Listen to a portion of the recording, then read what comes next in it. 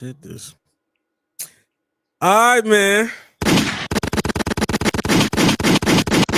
Hey, man, welcome back to another episode. Another episode of the Play for Keeps and the Sports Factory collab. I don't Oh, even know look at what that. you say. Look at it. Look Look at at it. It's that. been a minute. It's been a It's been a minute, while. Jess. It has been a while, bro. Yeah, man. How you been? I mean, I've been feeling good. I think life has been pretty good. The Rockets, they got eliminated by, of course, you know who. And I knew that was gonna happen because of course. But it was entertaining though. I'll tell you, Rockets Twitter, that series, it was hella entertaining. And that game 7, I know is one of the most watched of all time. I know. First round series, one of the most watched of all time. 1,000%. So I've been a fan just in general of just everything dealing with the first round of the playoffs and not just our series but other series that happened with the Nuggets and the Pistons and even the Pacers. One of these days we're gonna talk about them Pacers. We're gonna talk about them Pacers. Man, I remember that man you John said be last blowing it up, bro. I know. man, I got you. I'm wrong. but I know. this is not the time. This is not time for any. This is all Houston Rockets basketball from people that are from the Houston area, and we're going to discuss what's next for the Houston Rockets in the offseason. We'll start with how you felt once you was in the midst of the playoffs. Like what did the playoffs show you? And then once we get that out the way, then we're gonna move on to what's next? So I'm gonna kick it off for you. What were the key thing? What were your key takeaways from that series against the Warriors? Boy, that series was pure. Oh, that was so much stress in that series. My gosh, that was so stressful. I'll tell you this. I knew we were gonna play the Warriors because, of course, right? I knew that 3 months ago. Like you could, I would have guessed that. I would have got it right. Playing the Warriors in a 7-game series, Greg, I'm gonna tell you. I was like, how do my young guys respond? This is a big series. A bunch of young, obviously the veterans gonna be like Fred and Dylan, but how does Jabari Smith, Jalen Green, Alperen Sengun, Amen Thompson, how do they respond to this level of pressure? How do they respond to these moments, right? And here's the key thing: you don't have to be perfect. I am a very contextual person. You don't have to be perfect. You just have to show me promise, right? That's the key. If you have a game where you score under 10 and it happens once, maybe twice, I'm like, okay. The Warriors are an experienced team. You're not. I get it. I'll tell you the two people, Jabari Smith played well, but the two people I focus in on positively is Alperen Sengun and Amen Thompson. Alperen Sengun, as you know, did not have a very efficient series. I know he wasn't efficient, right? That's fine because I saw he had a dog in him, right? Draymond Green is a pest. And the fact that he was able to stand up to Draymond Green, the fact that he was able to have pretty good games, and the fact that his defense and his improvement on defense has been amazing. That's what I want to see. Amen Thompson, he started off this series like straight ass. He did not play well in the beginning. But you could see him learn, develop, and at the end of the series, that game 7, he had the best game out of all of us, right? Yeah. Jalen Green.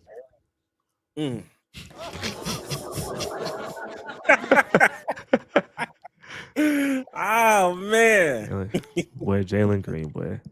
That boy, game 1, he had 7. I said, you know what? I'm gonna, it's fine. It's 7. Game 1, cool. Game 2, he had 38. I said, oh, he inconsistent. This is his good game. A star is born. That boy, game 3, that boy had 8. Game 4, that boy had 9, 10, 11. Hey, look. Hey, look, I ain't gonna lie. He gave you 1 extra point each game. I was like, man, maybe we get 15 out of you. Maybe we might. And then game 7, of course. It went to shit. It was a bad playoff series. Nobody can argue that. My takeaway from that is, man, this team is so resilient. And I knew this team was resilient. Mm-hmm. I knew coming into the series that we were never going to get blown out by any team. This was not going to be a game where we got swept. This was not going to be a team where you're dealing with what the Nuggets and like the Pacers are going through. Where like, okay, there's games where you know it's just you may win one, but there's a blowout each way. That's not going to happen. They're going to keep fighting to the end. But when they were down 3-1, I was like, ooh, okay, how battle tested are you?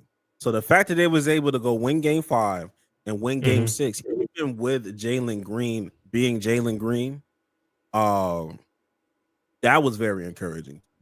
That told me that that foundation that Ime and the rest of the coaching staff has built. So okay, bet cool.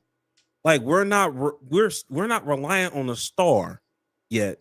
Like we're not reliant to just lose games. Like when somebody somebody goes down, it is next man up mentality. But we both agree, we do need that closer. A lot of people have been talking about people that we need to bring into the organization, like a Kevin Durant, whether it be a Giannis, whether it be whatever it may be. And I kind of already know your answer, but for people that's already there, what's next? What's next for it? My thing is that Jalen, so back to Jalen Green, and which will tie into what's next. Jalen Green being egregious, us not having a shooting guard for real, and being able to take the Warriors to 7 is an accomplishment in itself because the defense was outstanding. I would look and just see like the Warriors are not scoring a lot. We just can't. We're just so awful on offense that doesn't matter, right? They also have a good defense as well. Hockey is better. I don't know. Hockey playoffs is good, but this playoffs has been pretty lit. Shout out to the hockey playoffs though. Shout out to the hockey playoffs though. I will say. Hey, I might be just ignorant, but NBA playoffs. You gotta tap in. I'm not gonna lie to you. That might be one of the ones. I might get me a little jersey myself because I like a little hockey jersey fit. Will NPC. I need to know who your team is actually while you're here. But anyway, tell us your team, bro. So the fact that we were able to take them to 7, that game 6 was so impressive. We need a closer, right? As you just said, we do need someone who I can get the ball to and he can just go get a bucket. And the last 2 shooting guards I've had, and I know you love some James Harden, but James Harden in them game 7s, that efficiency was ridiculous. And Jalen Green in those game 7s, as you saw, is ridiculous. If I had Kevin Durant, if you replace Jalen Green with Kevin Durant, I know it's not that easy, but if you replace Jalen Green with Kevin Durant, we beat these team at 5. Because our rebounding and our defense is so great. Our rebounding was we're the best rebounding team in the league, top 5 defense. That literally is the recipe for getting to the conference finals.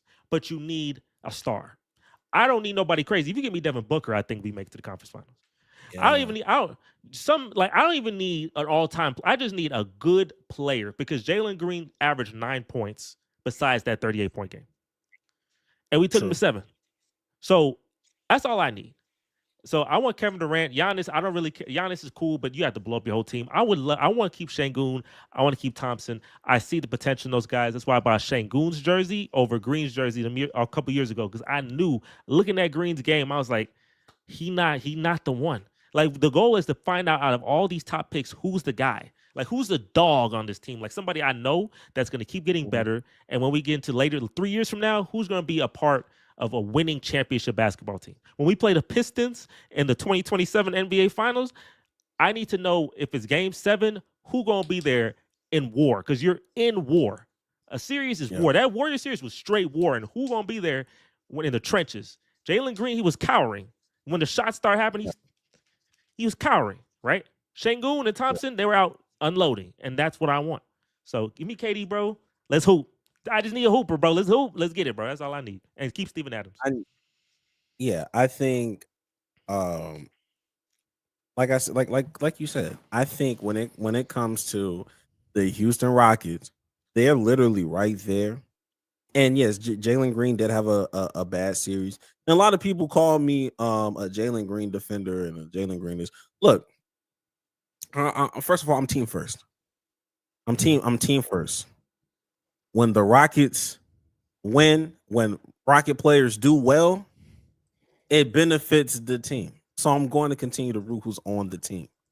But at the same time, I understand that he needs to develop. He needs to develop, and that may not be on the same timeline as us.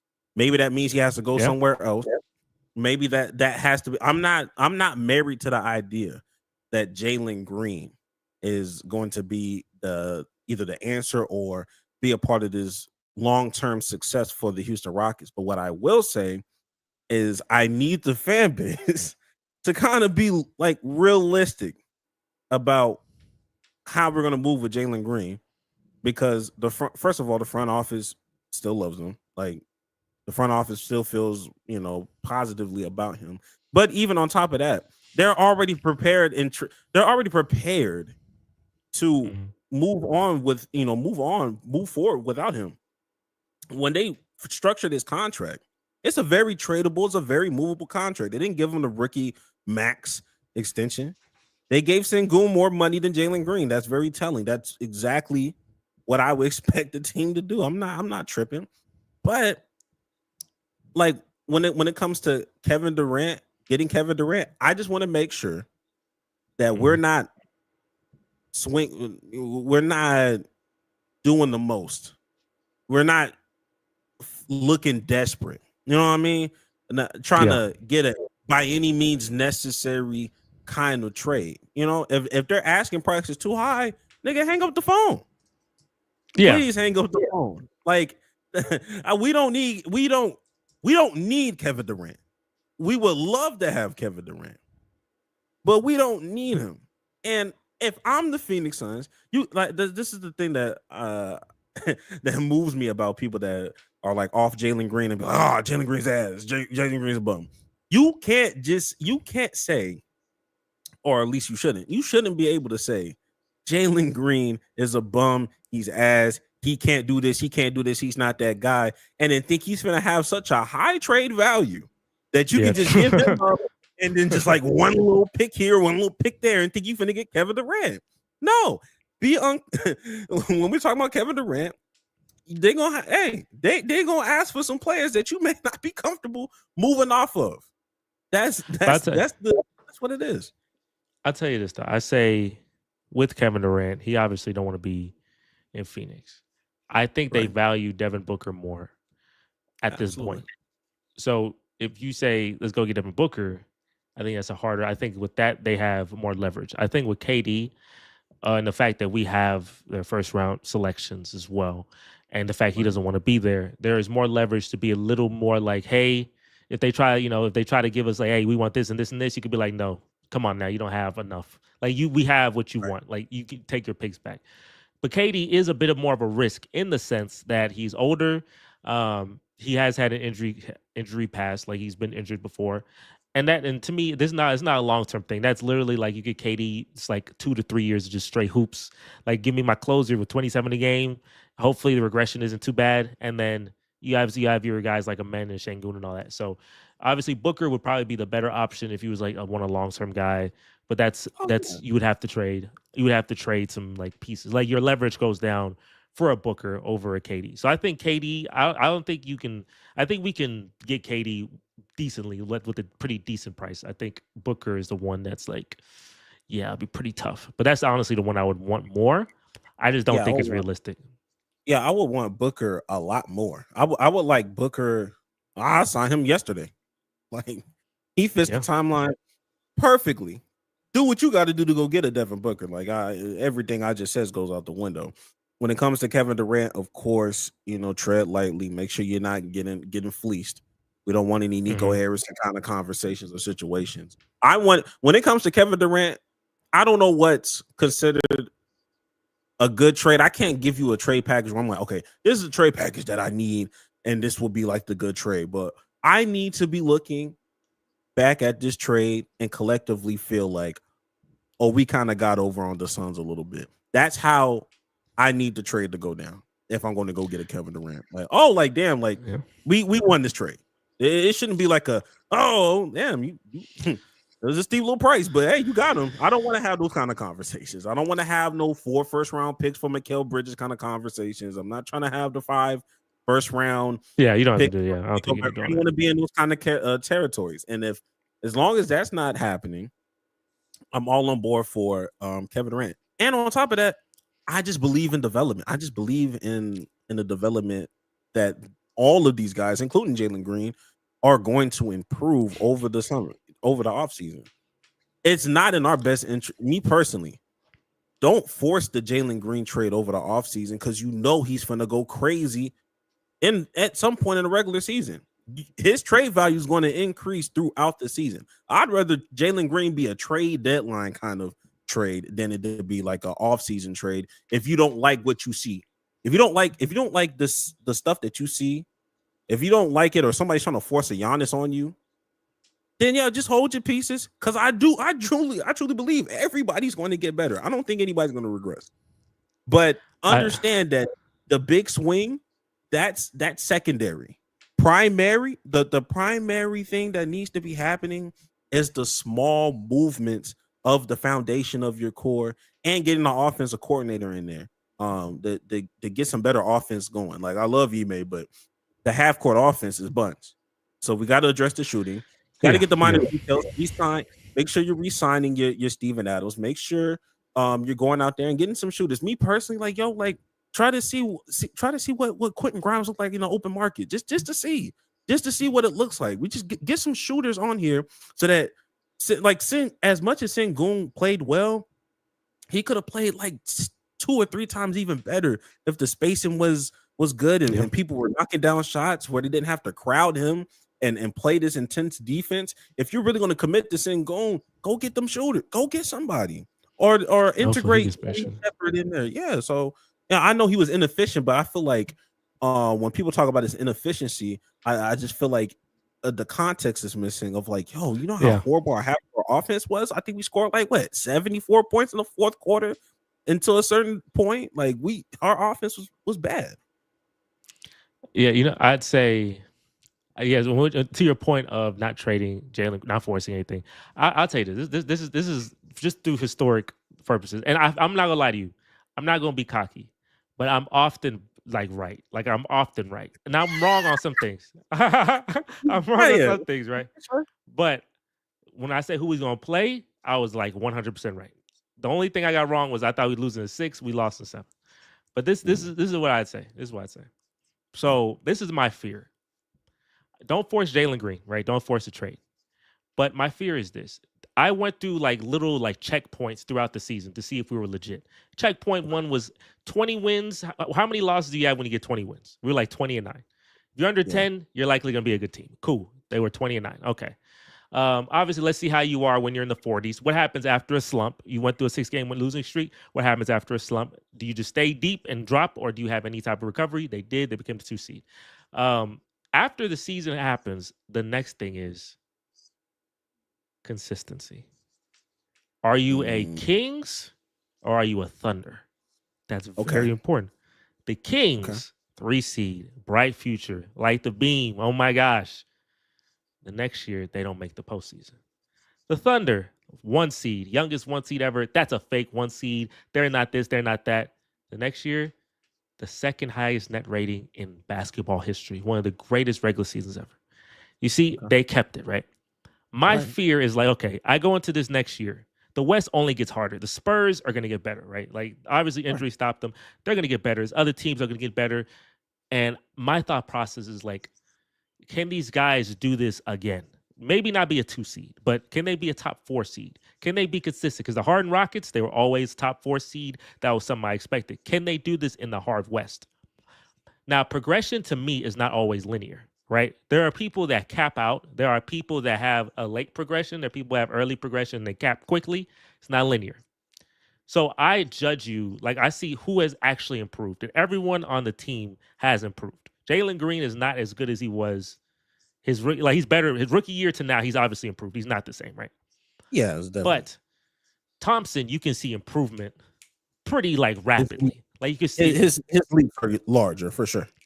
His leaps are large. Sengun, he didn't have as good of an offensive season this year, but his defensive improvement has been staggering. He was a bad defender. Now he's a good defender, legitimately good defender. Jalen Green, his improvement, I don't, to this day, after his rookie season, you look at his averages and all his true shooting, all that for the last 3 seasons, everything's been the same, right? It's he has, he's mid or bad to begin, then he has a really good stretch, and he's bad again, and then he's amazing in March. And that's literally been the thing ever. So honestly, going into year 4 or year 5? What's his next year? Year 5. Going into year 5, at this point, you kind of are who you like. For out of it throughout history, you are who you are for this point. So in this year, if he's not like significantly better, because I'm telling you, like, I don't like inconsistency. I want consistency, right? Like, Yeah. I see the flashes, but I need to see those flashes consistently. At this point, we're in year 5. So I don't know if he's ever going to get better. So for me, I'm like, look, I get, hey, maybe you could get his trade value up and trade him in the trade deadline. Yeah. But I'm trying to make some. You got to make adjustments this offseason. I know you probably say, yeah, go get Quentin Grimes, do this and do that. But my fear is that I cannot afford to be the Kings. I can't afford to be the Grizzlies. I can't afford to be those teams that have 1 or 2 really good years, and then all of a sudden, like, the improvement caps out, right? Like, if it caps out, because Thompson, he may never be a great shooter. Like, that may just be his shoot. Like, Şengün, like, there may be caps because everybody's so great, so damn great in the NBA. It's just like you can only get so good for the most part. So even if you grow, the Thunder, their young players getting better. The Spurs young players getting better. Everybody getting better. So I need you to have an advantage. There has to be some differentiation. Thompson and Şengün, the only two that I think have that level of differentiation. I think everyone else has improvements, but they haven't improved enough for me to be like, you're not tradable. So I want some movement in the offseason. I don't want no blow up. I don't want Giannis. I don't want him throwing just 4 players gone.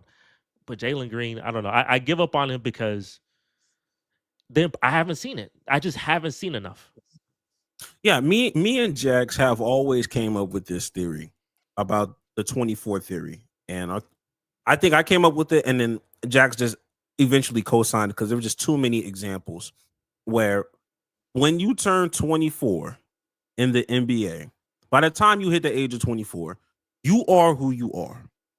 You are who you are. That doesn't mean you can't improve, but we know if you're on a superstar track, if you're going to be an all-star caliber guy, if you're going to be an everyday starter, or if you're going to be you're going to be the rotational guy. It's very rare that somebody starts at the age of 25, 26 as a bench player and then starts becoming a superstar, Anthony Edwards, Luka Doncic kind of guy. That just doesn't happen. You may improve, you might win most improved, you might hit your Norman Powells, but for the longevity of a career, you are who you are. So I'm already at the point where I don't believe Jalen Green is going to be a superstar. That's past. Not even a star. He's 23. He'll turn 24 in February. I think his cap off is being an all-star caliber guy on the right team or with the right situation above him or whatever, and he can just continue to develop and be the best version of whatever that is. For me, we already understand the inconsistencies. Your primary scorer cannot be inconsistent. We already experienced that with James Harden when it comes to big playoff moments. That's why it was so triggering when we saw Jalen Green do what he did, especially with the Warriors in a game 7. I think everybody was ready to get him up out of here. I think at bare minimum, I understand what you mean when it comes to the Sacramento Kings, and that fear. I also have that fear of doing the most and turning into the Phoenix Suns. Like it is a double-edged sword there. But with Jalen Green, me personally, as much as I am a Jalen Green like supporter, something has to change. If he doesn't get traded in the offseason, at bare minimum, his role must be reduced. He cannot be the primary scorer. Like the offense should not be predicated towards him, even though it really isn't. But like that shouldn't be coming in like, okay, he shouldn't be the one that we're focusing on. We're not focusing on his. Do you think he has that? Do you think he has an ego though? Because most NBA players, if you reduce their role, they're not gonna like that. I mean, this is the same Jalen Green that was getting benched in fourth quarters. I feel like there was times where, I mean, even last year, Ime would just yank him. And to Jalen Green's credit, he did, he had that same kind of motivating factor, cheering his teammates on, making sure he's still like team first and show the persona. Now I'm now behind closed doors, he could be somebody totally different. He might be talking crazy in the group chats, like I can't believe that. But when we're in interviews, when things are happening, because he looked really bad last year. He had like a horrible stretch, and he was unplayable. And we had these kind of conversations. I think the conversation was, start Cam Whitmore, trade Jalen Green. I think that was like a big thing last year. But yeah, I think he's team first enough to do it. And shoot, if he not, get him out of here. You know what I mean? Like, get him out of here if he's not going to be team first. But I really think he can do that. I think he's capable. I just don't think he's that guy. Of course, when it comes to the Kings, I do want to emphasize everybody that talks about the Sacramento Kings. I think context is everything. I think when we talk about the Memphis Grizzlies, they didn't handle that situation well, and it doesn't help when your star player is just doing weird and wild things. Okay, that doesn't help Crash out. begin with. Dylan Brooks got majority of like he cut the short end of the stick out of everybody. In that Memphis Grizzlies thing, I'm like, bro, like at least he kept the basketball. Like, it's crazy. But with the Sacramento Kings, they were what? Like their players were 26, 27. I think Sabonis was at the time was 27 even. Like we're still talking about 21, 22, and 23-year-olds when you talk about the Houston Rockets. So there's still time to develop. I think where the Sacramento Kings went wrong, it's like, bro, you're at the start of your prime. Like for the most part, Sabonis is not getting any better than what he did during the Beam. That's who he is. I can't say the same thing for Sengun. Sengun's only 22, and I always thought he was always going to be a minus on the defense, and he proved me wrong this season. Oh yeah. So he has plenty of time to improve. Amin Thompson has plenty of time to improve. Shoot, even Jabari Smith had his moments where it's like even in the playoffs, I'm like, whoa, okay, a knockdown shooter. That's what we needed. Tari Eason. So I just say like, if you don't like what you like, if you don't like what's out there in the market, I don't like. There's no problem just doing revisiting that offseason trade stuff the next year. Ain't nobody going nowhere. But the team needs to shake up. Like you need to make trade. Don't run it back as is. You need to continue to make moves. But when I'm talking about the big swing stuff, if you don't like what you like, big swing stuff, don't force the issue. But you do need to address your shooting. You do need to address your half-court offense. You do need to address all the things that exposed us in the playoffs. That's a must. That's a given.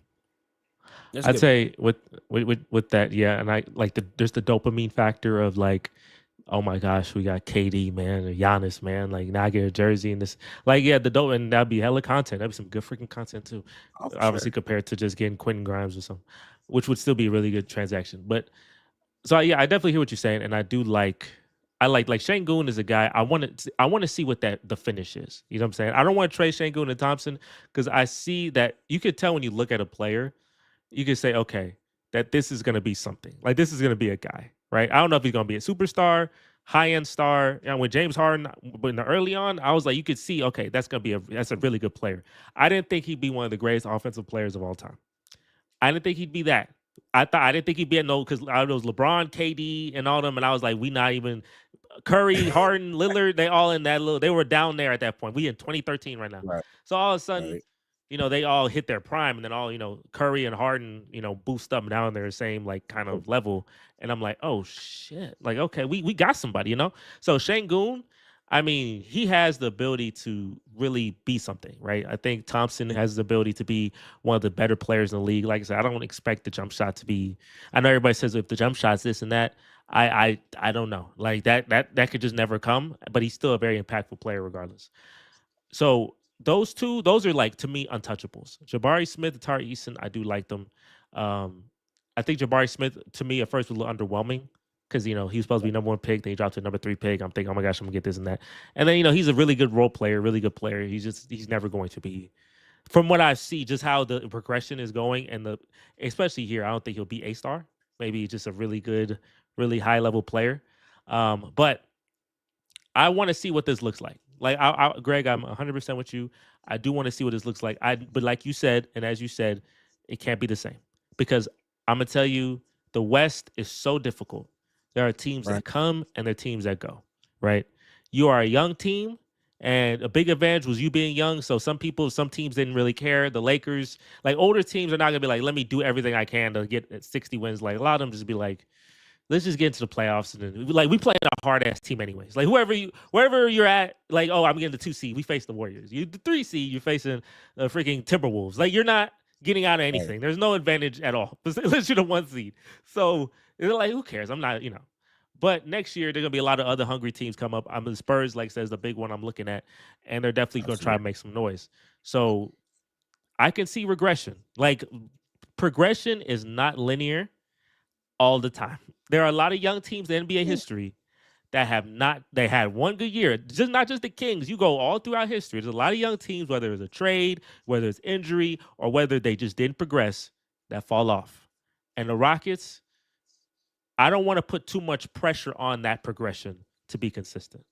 I want something else. That's my thing. Like I don't want to put too much pressure on Şengün and Thompson being in the gym, Jalen Green, if we don't trade him, like figuring out his consistency issues. Like I just know that's likely not going to happen. I know Şengün's going to be a good player next year. I know Thompson's going to be a good player next year, but they're not going to be good enough to give me. I just don't think they're going to be good enough to just continue that. I think for me, that's why I wanted KD, because KD, when you have that offense and have that veteran leadership and a guy like that, 27 a game, it's just going to I feel like that shakeup in itself is going to help the team keep that consistency. I think we can win 60 games with KD if he stays healthy. I don't want to, like, at the same time, what you say, I don't want to, like, just force anything, right? If the deal's not there, you don't have to do it. And then obviously make minor changes. But go for it. Like, I'm saying go for it. Don't be shy. That's what I'm saying. Don't be like, don't sit on your hand. Make calculated risks. Yeah. Make a calculated risk. I think that's very important. I think and even just focusing like on the minor goals. Like for me, a lot of times people throughout the regular season, I don't know if you was like seeing some of the things, like they'll always be talking about, oh my God, the Rockets have the most clutch time points or the clutch time whatever. Like they're always, doing stuff in the clutch. And to a degree, I understand what they're saying, but if you're not a Rockets fan and you don't know what's going on in Rockets fandom and the Rockets lore, it's yes, we had so many points because we were knee deep in competition with every team. We'd be in crunch time with the Hornets. We'll be in crunch time with the Boston Celtics.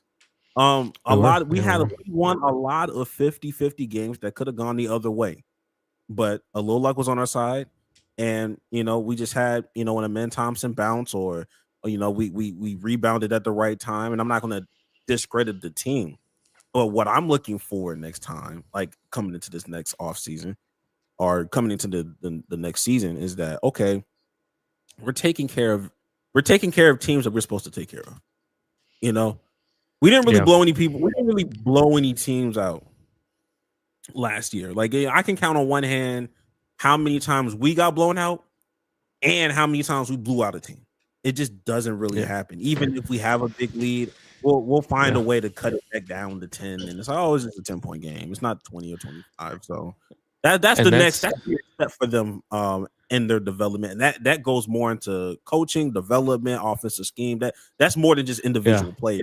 For sure, because the reason why you don't get blown out is because your rebounding and defense is so elite. It's hard to you really can't blow out teams that have. If you're the best rebounding team in the top 5 defensive team, your offensive rebounding rate's high. Like you're not gonna blow out a team, but your offense is so terrible. So your half court offense is so egregious that you could definitely anybody can stay in the game. Yeah, anybody. You know what I'm saying?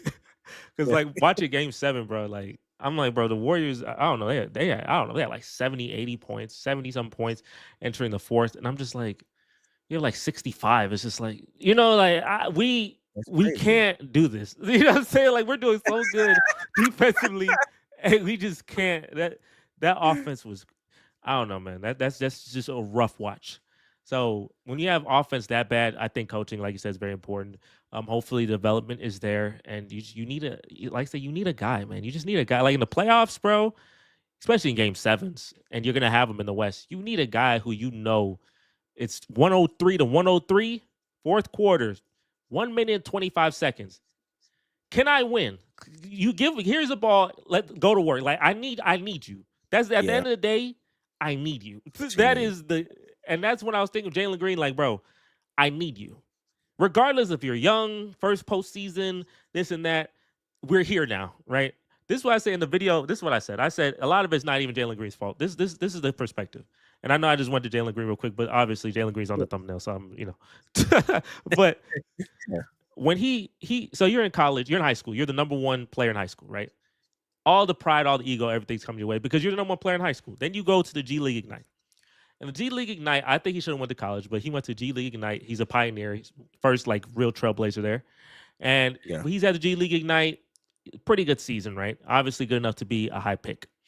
Right. But they're not really teaching. I feel like college puts you in a better position to learn. I know they pitched it as like it's a pro style offense and get to learn how to like to be on the like to be a pro, and then you have obviously you get the money and all that. But I just didn't feel like that was real. I feel like college is the better option, but it's new, right? At the time, this is new, so we gonna test it out. The G League Ignite is freaking like obviously as you can see now, it hasn't produced the best players. People that you thought were good, like Scoot Henderson. I mean, my goodness, right? So it's just not. It's not producing correctly, bro. Yeah. Okay. Well, my thing about G League, and I've been on the G League Ignite train of, yo, this is not going to work long term. You look at your best player coming out is so far still Jalen Green. Jalen Green, then probably Jonathan Kuminga. And then after that, maybe we can have a conversation about Scoot Henderson. But at the same time, what I will say when it comes to the G League Ignite, I can't give it as much blame as a lot of people want to give it when it comes to, like a Jalen Green's development. Because at the end of the day, it does take time. At the end of the day, you did still have a Jabari Smith Jr. that went to Auburn, and he still kind of was a little underwhelming coming up. But me personally, I put a lot more of that on the Rockets front office in the beginning when we had Steven Silas. When we had Steven Silas for 2 years, I think that was the most. Yeah. Oh, look, that's literally the next thing I'm gonna say. That you get to that G League Ignite, you do that, right? You get drafted to the Rockets. Look at this perspective, right? So obviously this perspective. And I mean, honestly, I think the same way. If you're 19 years old, relatively good-looking person, right? 19-year-old. You're in Houston, city full of distractions. There is literally zero expectation. Literally zero expectation. Your coach does not want you to win. You are tanking actively. So every game you play, January, February, every game you play, nobody's watching you. The seats are empty. You're making millions of dollars, and you don't have to win. There was a story of him and Kevin Porter Jr. They're buying grills on the sideline. John Wall said that story. Like they don't care. It was a losing culture, right? All of a sudden, Ime comes in. He don't buy none of that shit. Like that's not a thing with him, right? There's expectation, but you win 40 or 41 and 41 the first year. Obviously, you're not. It's fine because you were like in 20 wins, whatever last year, the year before. Yeah, so it's still a 15-game jump for real. Like, so you made some progression. Now we're in this season. You're the number 2 seed in the West. You're hosting a dynastic team, a team that is the most valuable in the NBA, a team that has a top 10 player of all time. You are in a Game 7 in Houston, Texas. You see how expectation. You are the primary scorer. It's Game 7 against the Golden State Warriors. There's no buying grills on the sideline. There's no, I'm playing the Hornets. I'm playing the Nets in January 2022, so I can lose. It's fine. I'm going to get my little points. It's none of that. I need you. Everybody's looking at this is the most watched Game 7 since 2009 in the first round. That's crazy. Everybody watching you. Like you're viral right now. Everybody's watching you. They're making memes of Jalen Green now. Literally, they had Jason Tatum's face and they put Jalen Green's hair to show that he's shooting terribly. Absolutely. So you're seeing now where let's see what you can do. There's expectation and they're humongous. They're humongous. It's Game 7. We lost to this team every time. Where are you? See, we didn't prepare for that. Like it is the Rockets' fault, but a lot of it is the Rockets' fault. That is like the negativity of tanking. The positivity obviously is like, hey, you need a high pick because you need good players because no one's going to you in free agency. But then the negativity is the players on there if they don't have a good mentality in the first place. Like I believe Jalen Green didn't have probably the best mentality in the first place. They go in there, they built the losing culture, and then every distraction in the world. Like there's so many distractions in Houston, bro. And we're losing, like, bro, it's the perfect. Your point guard is Kevin Porter Jr. Your point guard. We tried to, and he's not a point guard. We tried to force the issue of him being a point guard. Christian Wood, Jason Tate, which I'm a fan of Jason Tate. Like, shout out Jason. He been here the whole time. That's a 27. that was a 27-year-old rookie coming in. Like, there was no expectation. There was no expectations, and you paid. It's a great life. John Wall $40 million to just go home. Chill. So that's one of the biggest things that I did not like in the rebuild. That's one of the biggest things I did not like in the rebuild because it was just like that power struggle of like people trying to think this is the NFL with young quarterbacks where it's just like, yo, just throw him out there. Just throw him out there. He's the number 2 pick. Get him reps. He'll improve with reps. No, you gotta have some guidance. I think one of the best things that happened to SGA. I think one of the best things that happened to SGA is when Chris Paul came over there that 1 year. Even though Chris Paul wasn't trying to be there. For sure. I think that's one of the best things that happened to his development. And I think seeing that dumpster fire of an AAU basketball team, I want to call it Houston Rockets in 2022, 23. That's when everybody was like, yo, we need that. I don't care if it's Fred VanVleet. I don't care if it's Dylan Brooks. We need some older people in here to get this right.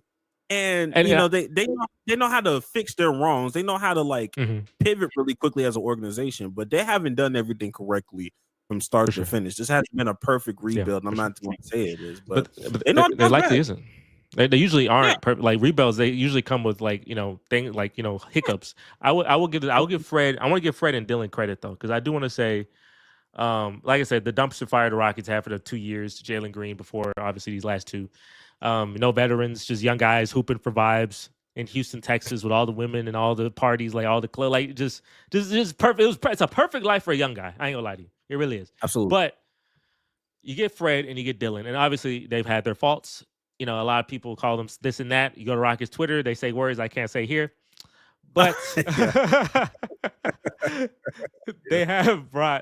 I think they brought a good culture. I think Dylan Brooks, like that like dog mentality and that like petty, the things he does. You can see that goes into Jabari and Atari and the other players, and they have a dog to them, right? And they don't back down. And Ben Thompson as well. I think Fred has his up and down games, but I can always depend on Fred. I feel like if I'm facing a hard team, I could see Fred like just killing it that one game. Like there's a game, like I remember we had like the Thunder back in December. He had like 30-something, 35, 36 points. He was killing it. And in the series against the Warriors, like game 5, game 6, I mean, game 4, game 5, game 6, because we lost game 4, but he was hooping in that game too.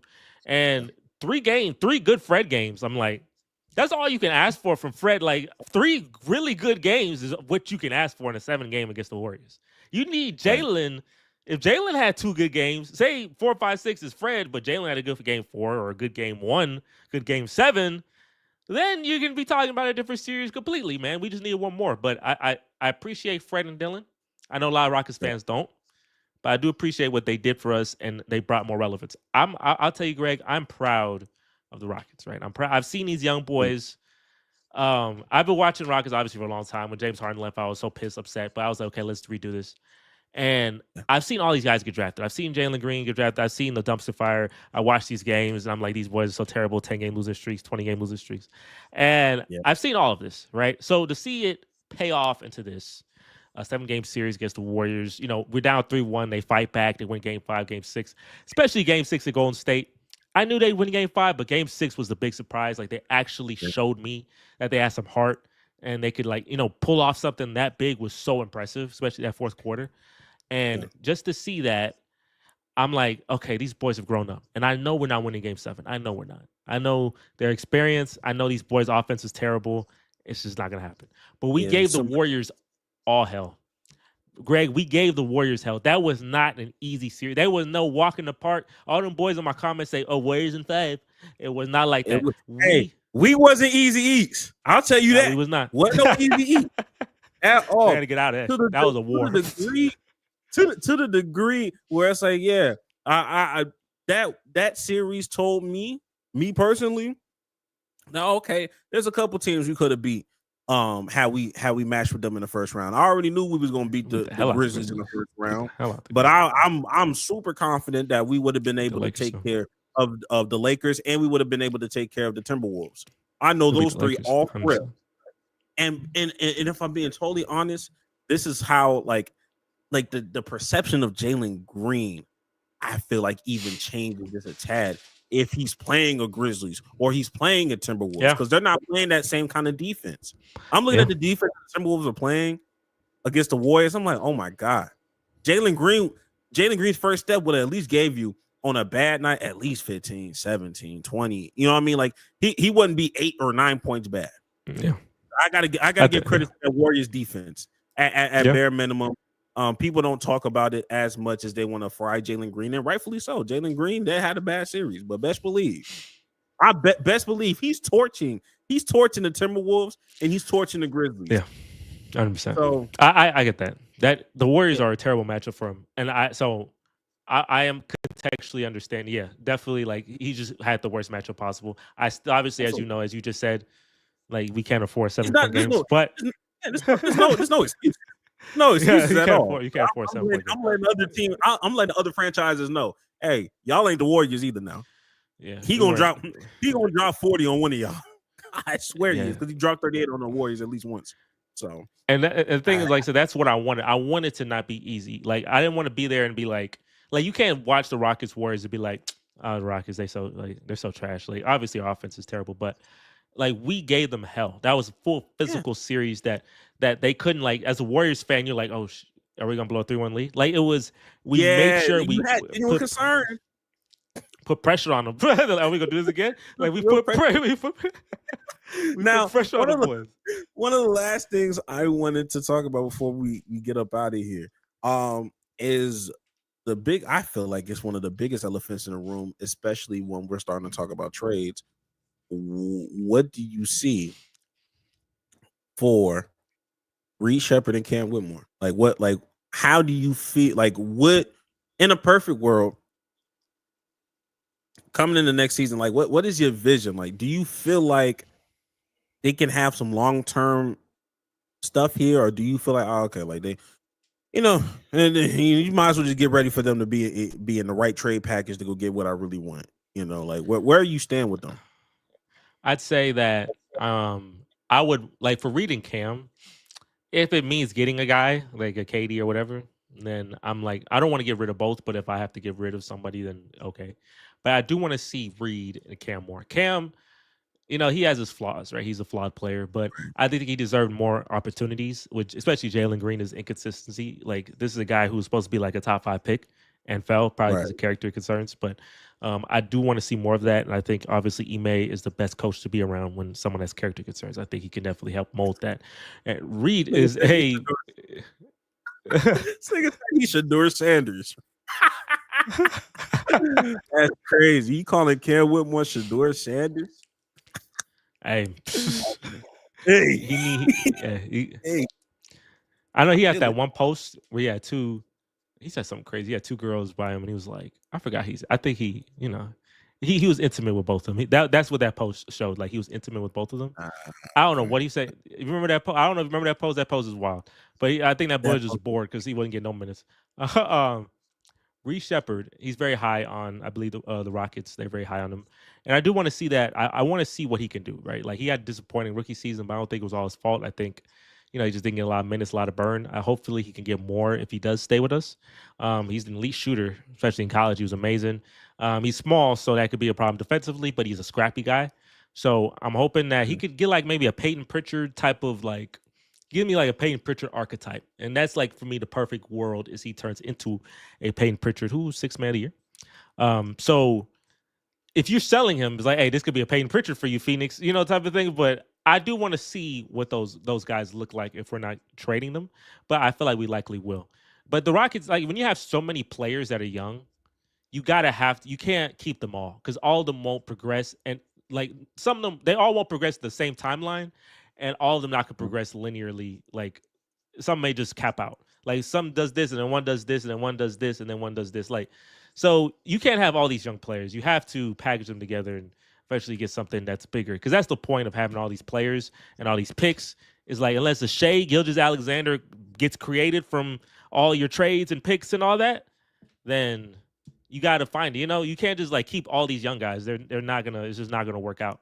That's just like it was like how many young guys we have? Like 4, 5, 6, 7. Like there's no way you can have 7 young guys all the same age and be like, yeah. You just gotta figure out who's your core. That's what I'm saying. Like I don't believe me personally. I don't really believe in a big core to begin with. I think core is overused. I think people talk about a core 7. I'm like, relax, brother. Yeah, but for me, like I get it down to the nitty gritty because some people still say core 4, and I'm like, no, there's no. I'm not saying just our franchise. I'm just talking about across the league. There is no core 4. There is no core 3. Barely a core 3. Most of the time, it's a core 2, and then everybody else get in where you fit in, or you finna get shipped out. Like with the Celtics, all them pieces that they have is Jaylen Brown and Jason Tatum. Figure out everything else around them. These is who we are going to build our team around, whether we win, lose, or draw. And I know it hurt them like crazy to get rid of Marcus Smart, but a lot of people would feel like, that's part of the core 3. No, get in or fit in. We're gonna find somebody better, and they found somebody better in Drew Holiday, and lo and behold, they won a championship. You go back to OKC. Me personally, it's SGA and Chet. I think SGA and Chet. What about Jalen? Jalen Williams. Jalen Williams 21 a game. What are you feeling? Yeah. Look. I understand what you're saying. I understand what you're saying. Let them lose to the Nuggets in this series, and there will be some uncomfortable conversations. Like I said, sometimes it can be 3, but for the most part, it's 2 because best believe who was the first out of those 3 young guys? Who was the first person that's always put in the trade package for what OKC needs? Like whenever somebody says, "Oh, I need to go get I need Kevin Durant need to go back to OKC." What's the first person they put in that trade package? J-Dub. J-Dub is always the first one. They never put Chet in no trade package. They'll never put SGA in no trade package. It's always going to be J-Dub, no matter how good or not good he is. That's why I always kind of keep him like he's 3, but for the right price, he might get shipped out. That's why when it comes to the Rockets, I think the fan base needs to stop even entertaining a core 5, core 4. I think it's really simple. It's Amen Thompson and Sengun. Build around those 2. Everybody else get in or get left out. That don't mean we got to kick everybody out, but understand who to prioritize. You know who the priorities are. The development and priorities in development is Amen Thompson and Sengun, because I always thought Amen Thompson was going to be like our point guard, and that's a lofty goal right now. I really want him to work on his ball handling, but for what he's already doing, just maximize your strengths, work on your weaknesses. But he needs to be prioritized over other people that we got going on. So, and that's what the series told me. Yeah, that's what the series told me. That's a dog. That's somebody that's going to continue to get better throughout the series. He's not going to just lay on his hands. Yeah.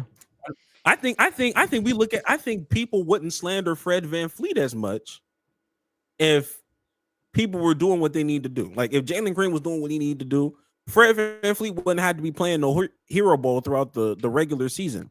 When people were like, yo, why he shoot that crazy shot? Well, Jalen Green ain't doing nothing.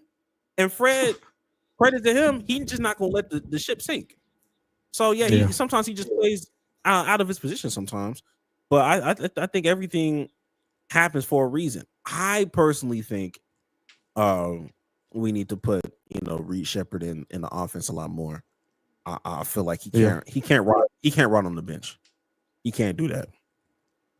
That's not. And even with Cam Whitmore, give him some more reps to kind of figure it out on defense, because I think that's really what it is when it comes to Ime. He doesn't like how he falls asleep on defense and let things happen schematically around him. But shit, you got to give him some burn a little bit. You gotta let him figure that shit out. I don't know. Hey, well, if Cooper Flag come in, then that changed the whole situation. Oh my God! If Cooper Flag come, hang the phone up. We got court 3 now. Phone up. If Phoenix call, disconnect the. I don't want him no more. Court 3 now. Oh Lord! But for the most part, that pretty much wraps up everything concerning the Houston Rockets offseason. I hope y'all enjoyed the content. For people that's going to be playing this stuff back, comment down below what you think. If you're a Rockets fan, like what should be the priority? Who should be who should be added to the conversation? Who should be who should leave? Who should get find a trade package for her? Should Jalen Green leave? He's on the thumbnail for a reason. So definitely interact. We appreciate y'all. Thank y'all for the subscribers that have tuned in. We're already at 1,340 subscribers. Appreciate y'all. Make sure y'all tell a friend to tell a friend. Definitely follow and subscribe to the JM Sports Factory podcast for the reactions. He got some of the best reactions. He's a funny guy when it comes to that. He's definitely tapping into that WNBA. I'm trying to tell you, I think there's gonna be some good content if you go ahead and watch that Atlanta Dream versus I keep wanting to say Iowa. It's not Iowa. It's the Indiana Fever. I know. She got aura though. Aura, yo. No, deadass. I saw her. She did something crazy because she played on that Iowa court again. Yeah, and she nailed a deep 3. First thing that came to my mind, damn, this the woman they hate on. this y'all keep hating on. This or change the game. But yeah, definitely, Jesse, if you want to tag, your stuff or just say, where they can find you at, that'd be cool.